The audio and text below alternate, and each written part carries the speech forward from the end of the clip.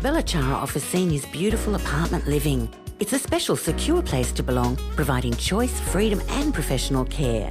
Each spacious apartment comes with an ensuite, veranda, security and on-call nurses.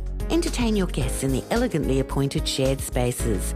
Our vibrant activities program will keep your mind and body active. Belajar welcomes new residents. Call us today on 5202 5300 for a personal tour.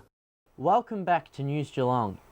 In a weekend which saw 10 GFL clubs participate in pre-season practice matches, News Geelong caught up with Newtown and Chilwell gun recruit David Rozinsky. You've just come off a 203 remarkable game career at the Cats. Now you're at local footy. How have you found Newtown?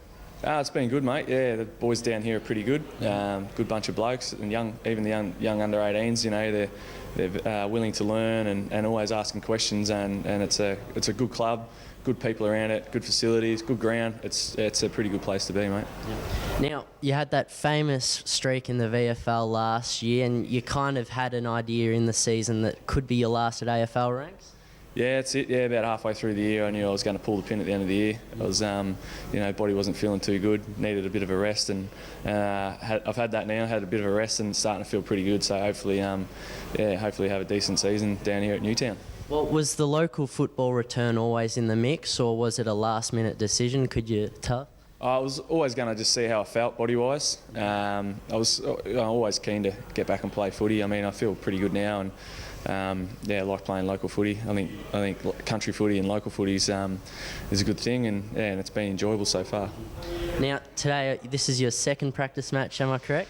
Yeah, played half a game last week and full game today, so now ready for round one.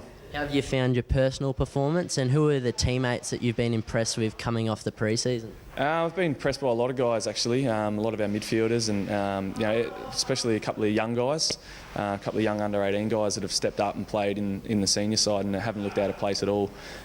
So hopefully they can continue on their good form and play some senior footy throughout the year. We've got the Easter break now, but we're going to face South Barwon as we usually do in round one. You'll be facing a former teammate, or two if you Matthew Scarlett and even Luke Buckland.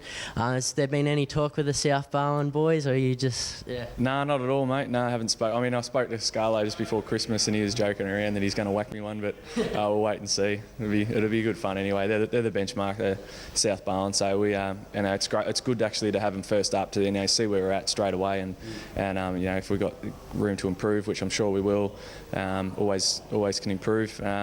We'll see what it is and work on it. Got a whole year to work on it. So, well, in this whole year, what is your final ambition for season 2013 personally, coming off the AFL? Personally, personally just want to play some good footy, hopefully teach a few kids and a few different things and help guys improve their game.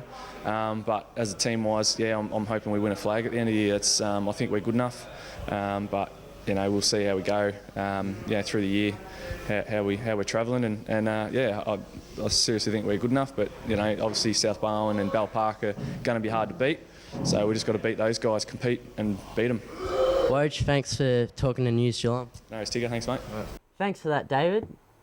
David's side, Newtown and Chilwell, were able to defeat North Ballarat City, as were GFL clubs Geelong West over Cobden, South Barwon, inspired by Matthew Scarlett, over Northcote Park, St Albans over Avondale Heights, unleashing star recruit Raphael Clark, North Shore over North Geelong, in a match which saw Peter Riccardi, coach of North Shore, pull on the jumper. St Joseph's were also able to defeat Koroit, Leopold in a tight 3-point finish over Queenscliff, and St Mary's were able to demolish Ringwood East. Unfortunately though, Colac and Lara were unable to join the winners list, going down to Spotswood and Warrnambool respectively. We now go to Rollo with the weather. Thanks, Tigger. Another top report as we turn to the weather world for Geelong and the Surf Coast over the next 6 days. Tomorrow, Easter Saturday, we'll see a partly cloudy day with isolated showers and a top of 23. Easter Sunday will continue to be partly cloudy with a chance of showers later in the day and a top of 23. Easter Monday will see similar cloudy conditions and the chance of showers on the surf coast with an expected top of 21.